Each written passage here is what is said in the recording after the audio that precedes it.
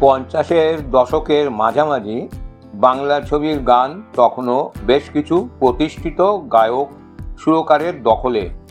সেই সময়ে চলচ্চিত্রে এক অন্য ধরনের চিন্তা নিয়ে এগিয়ে এসেছিলেন পরিচালক অগ্রগামী। তাদের উল্লেখযোগ্য ছবির মধ্যে ছিল সাগরিকা ও শিল্পী। এই ছবিগুলিতে সুর করেছিলেন রবীন চট্টোপাধ্যায়। এই গোষ্ঠীর অন্যতম প্রধান ব্যক্তি ছিলেন সরোজ দে। তার আরেকটি বড় গুণ ছিল নতুন প্রতিভাকে সুযোগ দেওয়ার সাহস। সেই সময় সুদিন দাশগুপ্ত অত্যন্ত প্রতিভাবান হলেও স্বভাবতই মুখচোরা মানুষ ছিলেন। নিজে থেকে গিয়ে কারো কাছে সুযোগ চাওয়া তার পক্ষে সহজ ছিল না। তার ঘনিষ্ঠ বন্ধু সুবীর হাজরা তাকে সরোজদের কাছে নিয়ে গেলেন। সরোজ দে তাকে সুযোগ দিলেন, আর সেই সুযোগের ফল 1958 সালের ডাক হরকরা। এই ছবি বাংলা সিনেমার গানের ইতিহাসে একটা অত্যন্ত গুরুত্বপূর্ণ বাঁক ছিল। তারাশঙ্কর বন্দ্যোপাধ্যায়ের কাহিনী অবলম্বনে তৈরি এই ছবিতে সুদিন দাশগুপ্ত সুর করলেন। শুধু প্রচলিত চলচ্চিত্র সঙ্গীতের কাঠামো অনুসরণ না করে তিনি গানের মধ্যে লোকসঙ্গীতের স্বাদ, সহজ সুর, কথার সঙ্গে সুরের ঘনিষ্ঠ সম্পর্ক এবং অপ্রয়োজনীয় অলঙ্কারহীনতা আনলেন। আর এখানেই এলেন মান্না দে। একটা ব্যাপার খুব মনে রাখা জরুরি, মান্না দে তখন অজানা গায়ক ছিলেন না। হিন্দি ছবিতে তিনি ইতিমধ্যেই প্রতিষ্ঠিত ছিলেন, কিন্তু বাংলা ছবিতে তাকে এমনভাবে ব্যবহার করা হয়নি যেভাবে পরবর্তীকালে আমরা তাকে চিনেছি।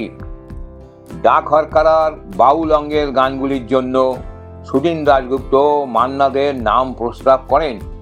আর তারপরেই তৈরি হলো ওগো তোমার শেষ বিচারের আশায় আশায় আমি বসে আছি। এর কথা ছিল তারাশঙ্কর বন্দ্যোপাধ্যায়ের, সুর ছিল সুদিন দাশগুপ্তের, আর কণ্ঠ তো মান্না দেরই ছিল।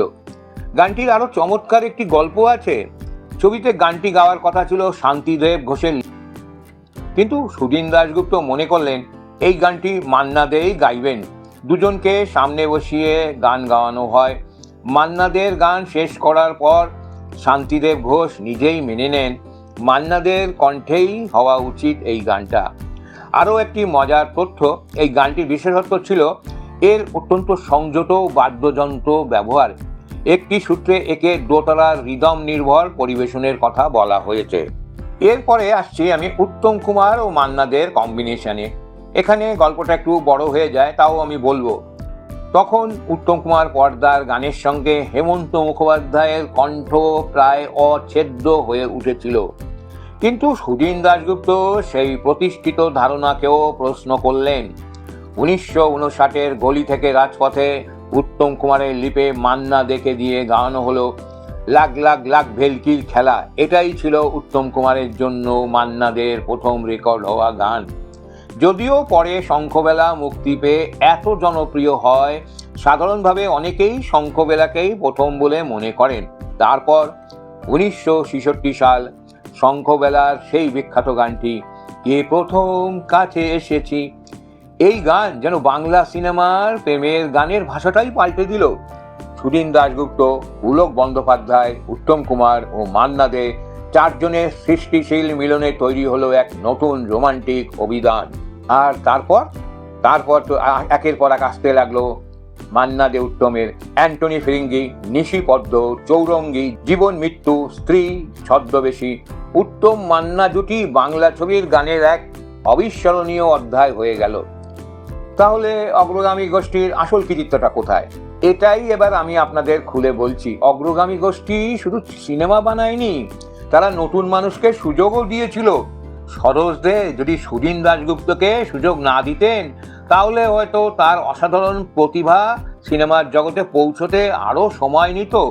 আর সুদিন দাশগুপ্ত শুধু নিজে প্রতিষ্ঠিত হননি, তিনি মান্না দেখে বাংলা সিনেমার গানে এমনভাবে ব্যবহার করলেন যা পরবর্তী কয়েক দশকের বাংলা গানের ইতিহাসই বদলে দিল। তাই গল্পটা সাজালে এরকম হয়, অগ্রগামী সমান সমান সরোজ দে, সুদিন দাশগুপ্ত সমান সমান মান্না দে, উত্তম কুমার। বাংলা সিনেমার গানে এক নতুন যুগ শুরু হলো। যাই হোক, এতক্ষণ মান্না দে, সুদিন দাশগুপ্ত, সরোজ দে এদের কথা বললাম। অনেকেই হয়তো এদের নাম শুনেছেন, কিন্তু কিভাবে এরা সিনেমায় আসলেন এবং আপনাদের সামনে তাদের সৃষ্টি শিল্প তুলে ধরলেন সেটা হয়তো জানতে পারলেন। তো আপনাদের এই শুনে কেমন লাগলো সেটি একটু কমেন্টে লিখে জানাবেন, পরে লাইক শেয়ার করবেন ও শেষে অনুরোধ সাবস্ক্রাইব করতে অতি অবশ্য ভুলবেন না। নমস্কার।